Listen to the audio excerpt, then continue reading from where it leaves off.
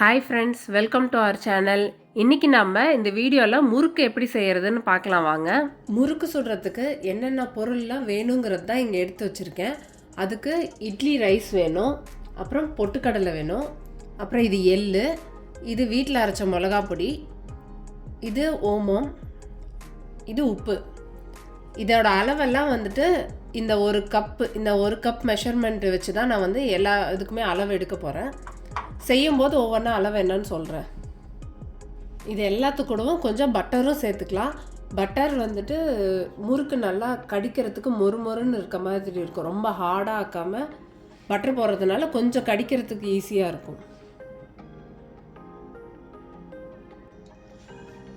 நம்ம முறுக்கு செய்கிறதுக்கு முதல்ல அரிசி மாவை அரைச்சி எடுத்துக்க போகிறோம். அதுக்கு ஃபஸ்ட்டு அரிசியை ஊற வச்சுக்கலாம்.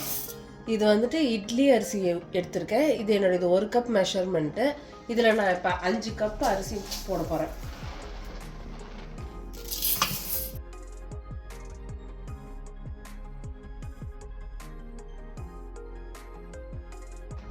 இந்த அரிசியை ஊற வச்சு மாவை அரைச்சி எடுத்து தான் நம்ம வந்து முறுக்கு செய்ய போகிறோம்.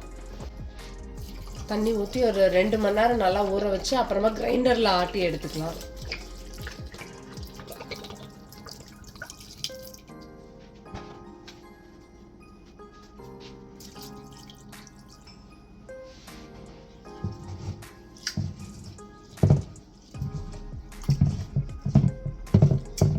ஆட்டும்போது இதை கழுவி கிரைண்டரில் போட்டுக்கலாம். அது ஊறட்டும் 2 மணி நேரத்துக்கு.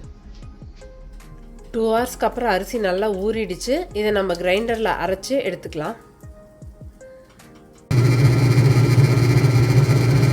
அரிசி கிரைண்டரில் ஓடிட்டுருக்கு.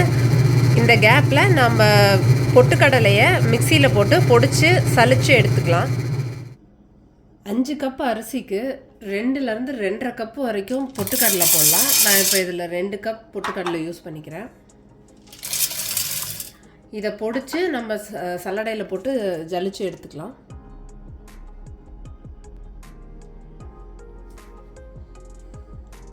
பொட்டுக்கடலையை மிக்சியில் பொடி பண்ணியாச்சு. இந்த சல்லடையில் போட்டு நம்ம சலிச்சுக்கலாம்.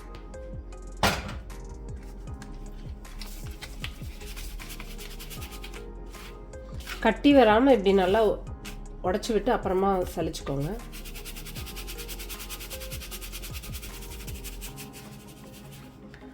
இது மாதிரி கொரக்கரன்னு இருக்கிறத வேஸ்ட்டுன்னு சொல்லி தூக்கி பற்றாதீங்க. இது நம்ம சட்னி அரைக்கும் போது யூஸ் பண்ணிக்கலாம். இப்போ பொட்டுக்கல்லையை ஃபுல்லாக சலிச்சாச்சு. பாருங்கள், நல்லா சாஃப்டான மாவாக இருக்குது. இதை அப்படியே எடுத்து ஒரு சைடில் வச்சுக்கலாம். இப்போ நம்ம அரிசி மாவு ரெடியாக இருக்கும். அதை எடுத்துகிட்டு வந்து இந்த பொட்டுக்கடலை மாவை எல்லாம் போட்டு மிக்ஸ் பண்ணலாம். எப்படி மிக்ஸ் பண்ணுறதுன்னு பார்க்கலாம். நம்ம அரிசி மாவு இப்போ நல்லா நைஸாக அரைஞ்சிருச்சு. இதை இப்போ வேறு பாத்திரத்துக்கு மாற்றிக்கலாம். அரிசி மாவை அரைச்சி எடுத்தாச்சு. இப்போ இதில் நம்ம பொடி பண்ணி வச்சுருக்க பொட்டுக்கடலையே போட்டுடலாம்.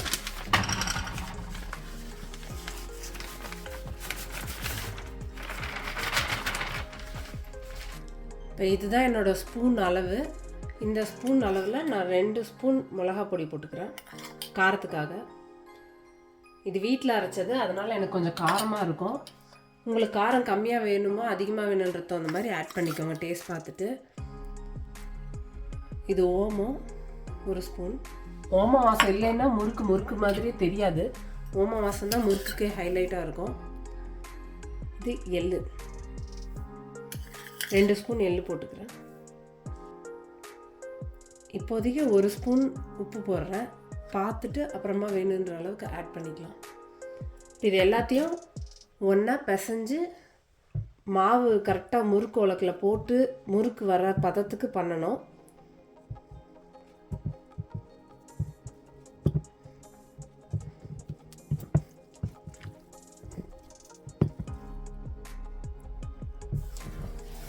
மாவு நல்லா அழுத்தி பிசைஞ்சுக்கோங்க. எங்கேயும் அரிசி மாவு தனியாக, கடலை மாவு அதாவது பொட்டுக்கடலை மாவு தனியாக, மிளகாய் பொடி இதெல்லாமே வந்துட்டு மிக்ஸ் ஆகாமல் இருக்கக்கூடாது. இது அவ்வளோ ஈஸியாக கட்டி விழாது. ஆனால் என்னென்ன இப்போ நிறைய செய்கிறதுனால கொஞ்சம் கஷ்டப்பட்டு பிசைகிற மாதிரி இருக்குது. இதுவே கொஞ்சம் அகலமான பாத்திரமாக இருந்ததுன்னா இன்னும் கொஞ்சம் ஈஸியாக கூட பிசைஞ்சுக்கலாம்.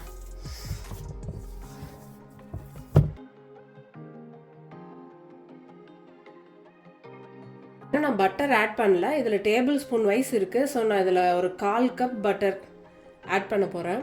இதை வந்துட்டு மெல்ட் பண்ணி ஆட் பண்ணிக்கலாம். இப்போ இந்த பட்டரை வந்துட்டு மைக்ரோ ஓவனில் வச்சு மெல்ட் பண்ணிக்கிறேன். பட்டர் மெல்ட் பண்ணிவிட்டேன். கொஞ்சம் கொஞ்சமாக ஊற்றி ஆட் பண்ணிக்கிறேன்.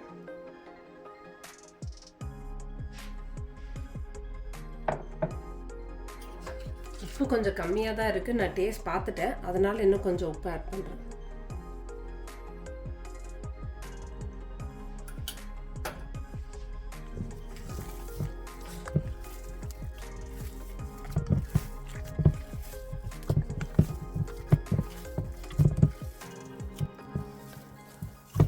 இப்போ பாருங்கள், பட்டர் போட்டதுக்கப்புறமா மாவே கொஞ்சம் சாஃப்ட் ஆகிடுச்சு, இலகி வந்த மாதிரி இருக்குது. இன்னும் கொஞ்சம் பட்டர் நம்ம வச்சுருக்கோம், அதையும் கொஞ்சம் ஆட் பண்ணிக்கலாம். ரொம்ப இலகி வர மாதிரி இருந்தால் கொஞ்சம் பட்டர் வேணால் ஸ்டாப் பண்ணிக்கோங்க.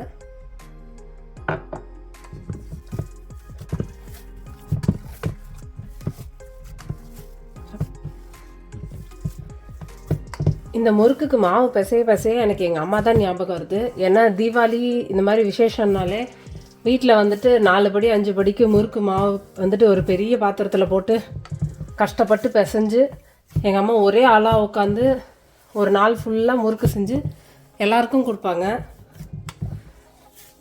அதெல்லாம் இப்போ இங்கே யூஎஸில் இருக்கிறதுனால நாங்கள் மிஸ் பண்ணுறோம். ஏதோ எனக்கு தெரிஞ்ச மாதிரி எங்கள் அம்மாவோட ரெசிபியை வச்சு இன்றைக்கி நான் இங்கே முறுக்கு செஞ்சிட்ருக்கேன்.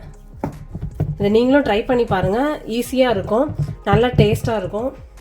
இப்போ நம்ம மாவு ரெடி ஆகிடுச்சு.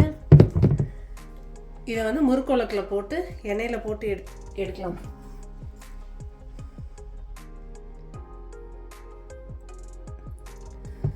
நம்ம மாவோட பதம் இது தான், இந்த மாதிரி இருக்குது. இப்போ தான் வந்துட்டு இது முறுக்கு உலக்கில் போட்டோம்னா உடையாமல், மாவு உடையாமல் வரும். எண்ணெய் அடுப்பில் சூடாகிட்டு இருக்குது. இப்போ நான் முறுக்கு உலக்கு எடுத்துக்கிட்டேன். இதில் பாருங்கள், டிஃப்ரெண்ட் ஷேப்ஸ் எல்லாம் இருக்குது. முறுக்குனாலே எல்லோரும் இந்த 3 ஓட்டை தான் போடுவாங்க. நம்ம இதையும் கொஞ்சம் டிஃப்ரெண்ட்டாக ட்ரை பண்ணி பார்ப்போம். ஃபஸ்ட்டு நான் அந்த 3 ஹோல்ஸ் இருக்குது அந்த இதுலேயே ட்ரை பண்ணுறேன். உலக்கில் மாவு எடுத்து ஃபில் பண்ணிக்கலாம்.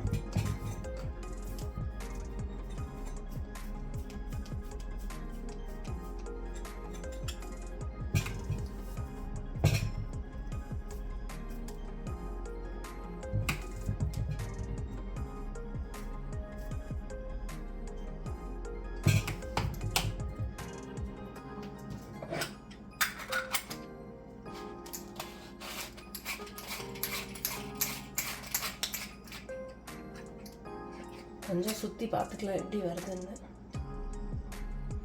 ஓகே, நல்லா தான் வருது. நம்ம எண்ணெய் காஞ்சிருச்சான்னு ஃபஸ்ட் டெஸ்ட் பண்ணிக்குவோம். எண்ணெய் நல்லா காஞ்சிருச்சு. இப்போ கரண்டியில் முறுக்கு ஒட்டாமல், மாவு ஒட்டாமல் வரதுக்காக லைட்டாக எண்ணெயில் டிப் பண்ணி எடுத்துக்கலாம்.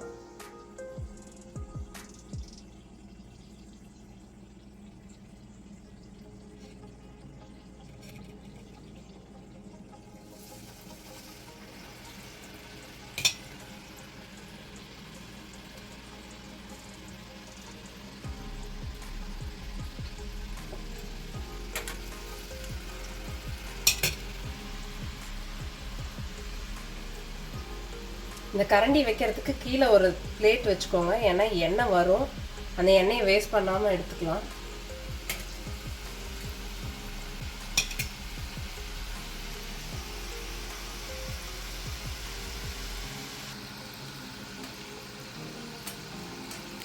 முறுக்கெல்லாம் 2 சைடு திருப்பி விட்டு நல்லா வேக வச்சு எடுத்துக்கலாம்.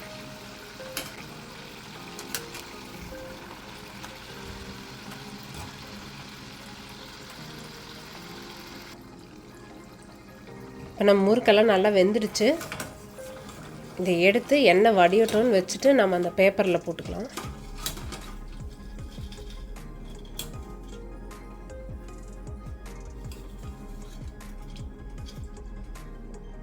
இப்படி கொஞ்ச நேரம் வச்சுட்டோன்னா இதில் இருக்க எண்ணெயும் எல்லாம் வெளில வந்துடும்.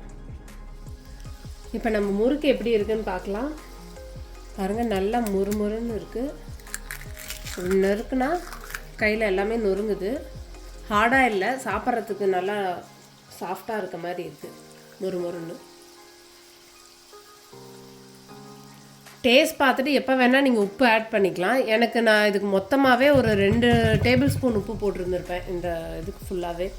அண்டு காரம் மிளகாப்பொடி என் முறுக்கு பார்த்தீங்கன்னா கொஞ்சம் வெள்ளையாக தான் இருக்குது. மிளகாப்பொடி போட்டிங்கன்னா நல்லா கலர் வரும். என் மிளகாப்பொடி வீட்டு மிளகாப்பொடின்றதுனால இப்போவே காரமாக தான் இருக்குது எனக்கு இதுவே. நம்ம முறுக்கு எல்லாமே இப்போ சுட்டு ரெடி ஆகிடுச்சு. நான் இதை டிஃப்ரெண்ட் ஷேப்ஸில் போடணுன்னு சும்மா அந்த ஸ்டாரு அப்புறம் பட்டையாக இருக்க முறுக்கு அந்த மாதிரி எல்லாம் ட்ரை பண்ணி பார்த்தேன். அது எல்லாமே இங்கே போட்டிருக்கேன். எல்லா முறுக்குமே சூப்பராக வந்திருந்தது. இந்த 5 கப் ரைஸுக்கு எனக்கு இவ்வளோ முறுக்கு கிடச்சிருக்கு. உங்களுக்கு இதை விட கம்மியாக செய்யணுன்னா நான் சொல்லியிருக்க ரேஷியோ எல்லாத்தையுமே அப்படியே ஹாஃபாக போட்டிங்கன்னா இன்னும் சூப்பராக வரும். இந்த ரெசிபியை உங்கள் வீட்டில் ட்ரை பண்ணி பார்த்துட்டு எப்படி இருந்ததுன்னு கீழே கமெண்ட்டில் சொல்லுங்கள். தேங்க்யூ.